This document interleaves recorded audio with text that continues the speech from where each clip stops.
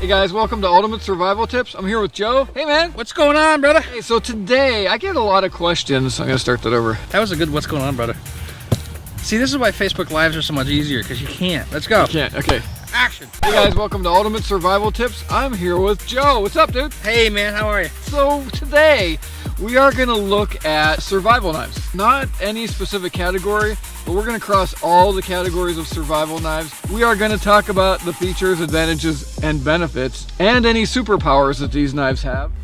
And then we are gonna just try and help you guys decide what knife might be best for you.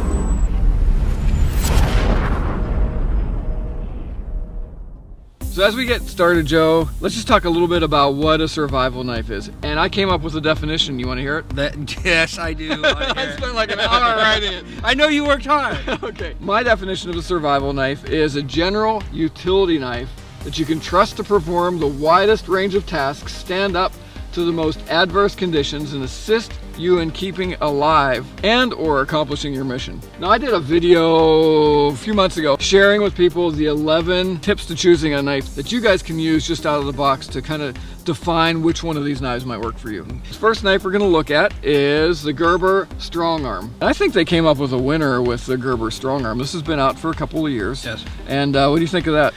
I really do like this knife. For me, as I was collecting, as I was working towards what I wanted to, this was like my first benchmark. This is made in the USA. And one thing I'm going to do with these knives is Amazon ratings have gotten better because they have verified purchases now. So I'm going to give the Amazon rating of this knife because hundreds of people have reviewed it and rated it and bought it. This is rated at a 4.7. Price point, I'm just going to say generally around $80 US. Right, yes. A unique thing about this, what they did with this knife, instead of giving you just one choice, they gave you actually 4 choices. You can have a handle choice of black or coyote brown, and a blade choice of either part serrated or full fine edge, which is kind of nice. It is 420 HC stainless steel. This has been tested and abused, and that 420 HC stands up really, really well. And it's a 4.8 inch blade.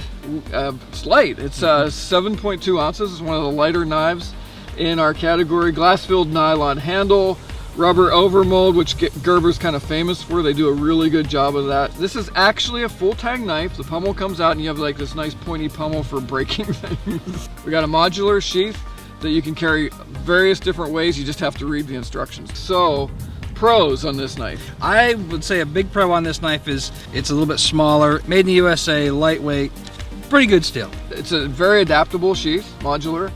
And I like the blade options on this. Cons. Probably could be a little bit stronger steel. Okay, a little bit stronger steel. I don't mind the steel so much.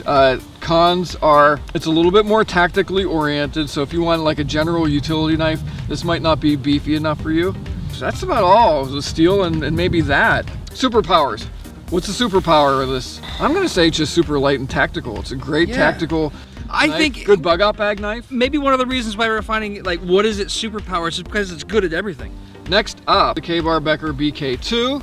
I'm gonna put this in the utility category. So rating on this is really high. People like this knife. It's rated at 4.7 and the price point is somewhere around, I don't know, 70 to 100 bucks. This is a drop point blade, full flat grind. This is beefy, man. This is a full pound right there. One defining feature of this is it's a full 1/4 inch. I will tell you that this knife was one of my major inspirations for the MSK1. The MSK1 also is a full 1/4 inch. It's $10.95. It's a good steel, right?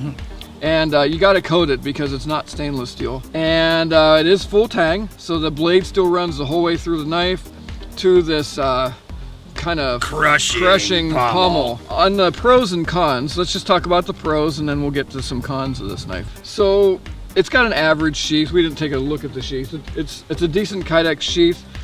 One con on this that I've seen is I've seen a lot of guys carry this to like a survival training or bushcraft training, and almost inevitably within a day they're either on Amazon ordering something to be delivered next day, or they're gonna try and buy something from somebody else. This is a beast of a knife. It's a good bug out knife. It's a good all-purpose knife. It's kind of like urban utility. You're not gonna break this knife. However, if you want to do fine detail, this is probably not the knife for you. Superpower. What do you think? Strength. Strength. Yeah, this is like strength. I'm gonna call this the Hulk. Yeah. This is the Incredible Hulk of knives. I would agree with you. This is a Ka-Bar Becker BK2. Wow, okay, this is the SK5 Blackbird. This is designed by my friend Paul Scheider. He sent me this awesome sheath, Hedgehog Leatherworks, for my SK5, and I love this sheath. The stock sheath's not so bad, but anyway, this is a, what would you call that point? Spear point. It's more of a spear point. Yep, spear point. I'm gonna call this like a wilderness bushcraft knife. This is made in the USA, rating 4.6. Nice. People like the knife a lot. Price point is somewhere around $110 to $120 US. Good steel. Steel. You know, is that a stainless CPM? Yeah, this is 154 CM. Yeah. Stainless. Yeah, so this that knife is around 7 ounces. Yeah. We've got some canvas micarta handles. It's a full tang again. This is better for light to medium bushcraft. I would say so. Pros on this knife? I would say lightness. That stainless steel is a really good pro as well. You can put this in here and in your sheath and not worry too much about oxidation.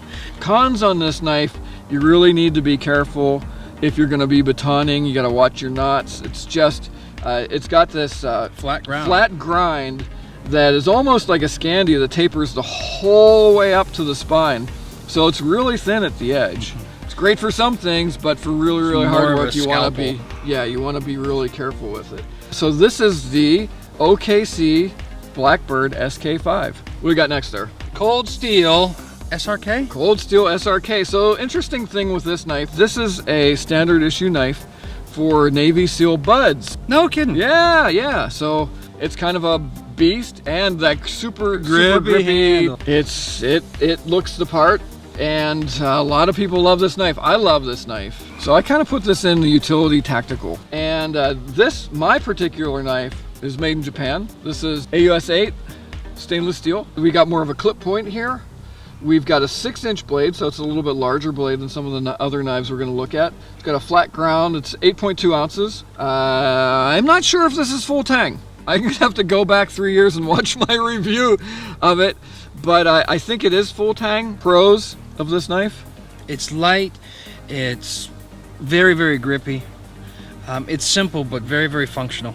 Cons on this, it is rated on Amazon right now at the lowest rating of any of the knives we have in this list, which isn't bad, but it's 3.9. Really? That's surprising. There are some people that have said that maybe things changed from the original ones. So if you're going to get the SRK, just be careful that you're getting the Japanese ones. At the time of this review, they were out of stock on Amazon.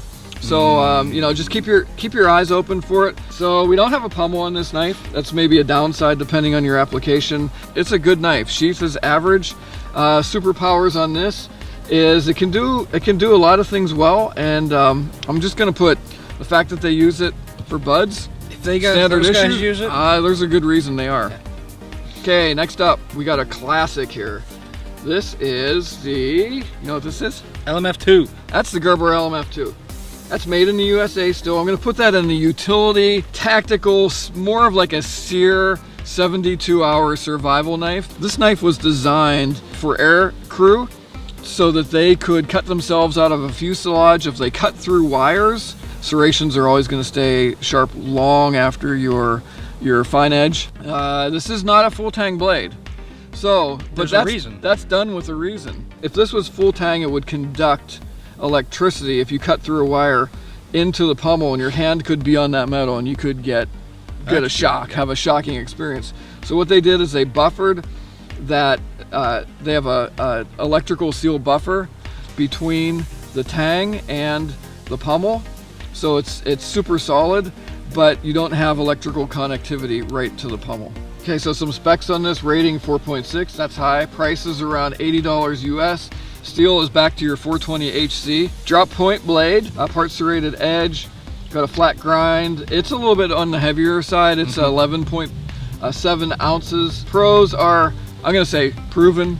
It's a solid performer. The sheath system with this is actually versatile. I like it. It's got a built-in sharpener. It's a bit big for fine work, and the serrations will chew things up. Those are my cons. I'm just gonna say superpower is that it's a solid tactical utility blade, good urban bug out blade. Excellent. Yep. Yeah.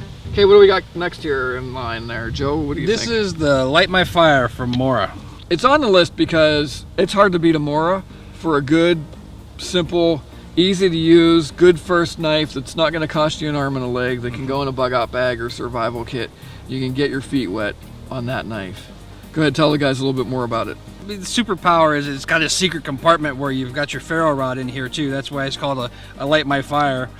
Pretty inexpensive, I would say probably at the time of this video under $30. Yep. Some other specs on it. I would put this in the wilderness bushcraft category starter knife. Rating on this is 4.7. Super light, 2.8 ounces. It's Sandvik stainless. Okay, so pros, affordable, good steel. The fire steel, it's a simple knife. Cons, it's not super rugged and it's not full tang. And it's on the smaller side, too, which yep. is going to limit you to different things that you're going to be able to do. Superpower is just great, affordable beginner blade. Okay, what do we got there, Joe? The SCHF 9 by Schrade. Okay, so I'm going to put that in kind of like the wilderness utility category. Some more specs on this. Price point is 38 bucks? Yeah, like right around 40 bucks US. Street price. Steel is $10.95. High carbon steel. Blade is a drop point. It's a 6.4-ish inch drop point. Full tang, so that's good. It's a recurve edge. Which you can sharpen it. And you can learn to sharpen it too if you watch Dave's video. But I'm not really good at sharpening this recurve edge. So almost a pound on this knife, and the handle's TPE rubberized, and the pros of it. Great price point for a beginner. Great comfort in there as well. The cons on it, it's really not the most nimble blade. I've seen some guys that are newer to knives, especially guys who like just picked it up and they really hadn't used their knife much, kind of struggle with this. So maybe start out with a smaller blade or get hey, for this price you could get a Mora and one of these for about what you can buy any of the other ones to start out with. So it's a great solid knife. Superpower. I'm gonna say a lot of knife for the price. Yeah, you get a lot. You get a lot for your 40 bucks on that. Next up, we have, what do we have? SE4. SE4. This is the Rowan version. It's a little bit unique. I paid extra for this top, the sharpened edge on the top. A lot of guys like it. Wilderness, utility, even light tactical. Companion knife too, put it right on your belt. Companion knife, yep. The thing I don't like about this knife is some of these powder coats. This is really got some texture to it. You got to protect the 1095 blade. And so depending on the powder coat, they overcompensate by putting these heavier finishes on it, and there's a lot of texture to that. So it just creates more friction. It's going to create more friction. Yep. So that's my big downside. I mean, it looks cool. It's going to perform well. It's a pretty knife. I love those orange liners in there as well. Yeah, so that's a canvas micarta handle. It's a full tang knife, so that's good, strong. Yeah. It's a lightweight, 7.3 ounces on that. Pros on that: light, nimble, versatile, decent sheath. It's a good pommel. Here's the sheath right here. It's pretty much a standard Kydex type sheath, but it snaps in there real tight. It's a 4.6 rated knife. A lot of reviews on it. Cons on this knife, I already talked about the powder coat. I'm not a big fan of that textured powder coat. It is somewhere around 100 bucks. So that is the SE4, and this is in particular the Rowan. The difference between the other SEs and the Rowan is that you will just have this straight spine and no edge. That's it. Next up, we have the SOG Seal Pup. So it looks like a Dragon Slayer. So this is the little brother of the full-blown SOG Seal Elite whatever, which is going to be about this long, and I couldn't find mine, otherwise I would have brought it out. But the pup's a real nice. It's a nice. Obviously, this is more of a tactical fighting knife. It's well rated at like 4.3 out of 5 stars. Price point is pretty affordable at 50 bucks. Steel is AUS 8. Okay. I think it's made in Taiwan. It is. Okay, made in Taiwan. And we believe this is full tang. And it's a bit, okay, so maybe on the downside, upside is this has got a hollow grind, meaning that it's beveled. So this is going to be a super duper sharp knife. Good for maybe a bug out bag, bushcraft, especially combat. It's super light. I'm gonna call this 5.2 ounces. That's the lightest knife on there, except for the Moras. So pros on this: it's more of a combat, sear, kind of tactical knife, right? Lightweight. And cons are serrations too. Depends upon your preference. Yep. And Other con might be just some durability concerns depending on whether you're gonna beat on it or not. Superpower, I think it's a great tactical knife. Okay, next up, what do we got? Tops Brachimo. Okay, a lot of you guys probably have one of my favorites. This is a very, very good knife for a lot of things. A lot of you guys have probably never seen this knife. It's, again, the Brachimo. It's by Tops. It's 1095 steel. Made in the USA. Not a super amount of reviews, but it's 5 out of 5 on Amazon. And again, we've got a full tang. Do we have a pummel on that? Yes. Not much. Yeah, we do have a pummel. And, oh, we've got a bow drill divot on both sides. On both sides. That's a nice touch. It's a little bit more heavy, but not super heavy. It's 9.5 ounces. This is a good all-around utility knife. But it's a great mid-size too. It's a good mid-size. Some people might think, oh, it's a big knife. No, this is a mid-size knife compared to some of the other knives. So pros, it's beefy, solid. Only real con I can say to it is that it's just not stainless. Mm-hmm. But you know, you're getting into a good steel at 1095. That's the Tops Brachimo, and it comes with this this Kydex sheath. Price on the Tops Brachimo is it's a little bit on the pricier side for most of the knives we have out here at about 120 to 140 bucks US. It's one of those benchmark knives, man. If you like this one, this is one you save up for. Yep. Next, and this is the last one on our top 10 might list. be the most classic one. This is a classic. This is the K-Bar USMC. They would probably put this in fighting knife, but this was just a general all-purpose fighting and utility knife. And they're still made in the US. Right up just not far from here in Olean, New York. Leather handle grip, which is kind of a nice touch. That's a nice touch, nice classic touch on that. 1095 Crovan, again. Assuming that this is more of a rat tail tang that goes more of all a the rat way. tail tang. It's a less expensive way to make a mass-produced knife, and then it does have a pummel, but it's solid. It's solid. You can kind of see it here. So we've got a pummel, but that rat tail kind of comes and terminates there, and they must pin it or weld it in there to keep all of this stable. Pros on it, it's just a classic performer. Cons on it, it's not for everything or everybody, but it's I probably wouldn't take this to a bushcraft training, but if this was, I might pick this up for my third or fourth knife to, you know, have in more of a tactical kit or a tactical bug out bag, something like that. Superpower? I think this is just the granddaddy of them all. Okay, so there's our 10. That's our 10. Welcome to Pandora, minion. For upcoming knife and survival gear top 10 videos, make sure you subscribe to this channel and let us know your favorite all-purpose fixed blade knife. We've just taken a look at our top 10 survival knife picks from various categories. For more information on the one knife that I intentionally left off of this list, my MSK1 multi-scenario knife system, and for the fantastic knives we just covered, I placed links in the video description on YouTube. Just click the Show More tab below. For daily survival tips, cool hacks, knife videos, and our weekly Facebook Live gear giveaways, visit Ultimate Survival Tips on Facebook. And don't forget to grab your free monthly survival e-mag at ultimatesurvivaltips.com. And for more gun videos, survival adventures, and gear reviews, check out the Ultimate Survival Tips show on Carbon TV. Okay, this is David. I hope to see you on the other side. And remember, be prepared because you never know. Welcome to Pandora, minion.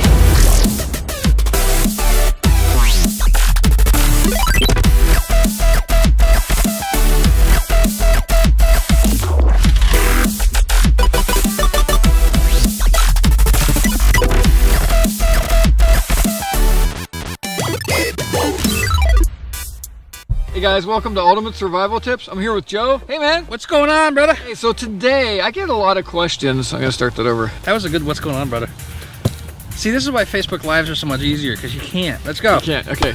Action. Hey guys, welcome to Ultimate Survival Tips. I'm here with Joe. What's up, dude? Hey, man, how are you? So today we are gonna look at survival knives. Not any specific category, but we're gonna cross all the categories of survival knives. We are gonna talk about the features, advantages, and benefits, and any superpowers that these knives have.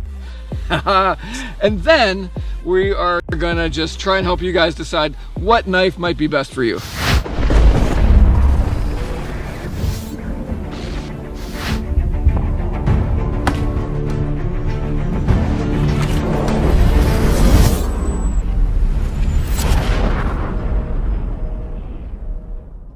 So as we get started, Joe, let's just talk a little bit about what a survival knife is. And I came up with a definition. You want to hear it? Yes, I do. I spent like an hour writing it. I know you worked hard. Okay. My definition of a survival knife is a general utility knife that you can trust to perform the widest range of tasks, stand up to the most adverse conditions, and assist you in keeping alive and or accomplishing your mission. Now, I did a video a few months ago sharing with people the 11 tips to choosing a knife that you guys can use just out of the box to kind of define which one of these knives might work for you. The first knife we're going to look at is the Gerber Strong Arm. I think they came up with a winner with the Gerber Strong Arm. This has been out for a couple of years. Yes. And what do you think of that?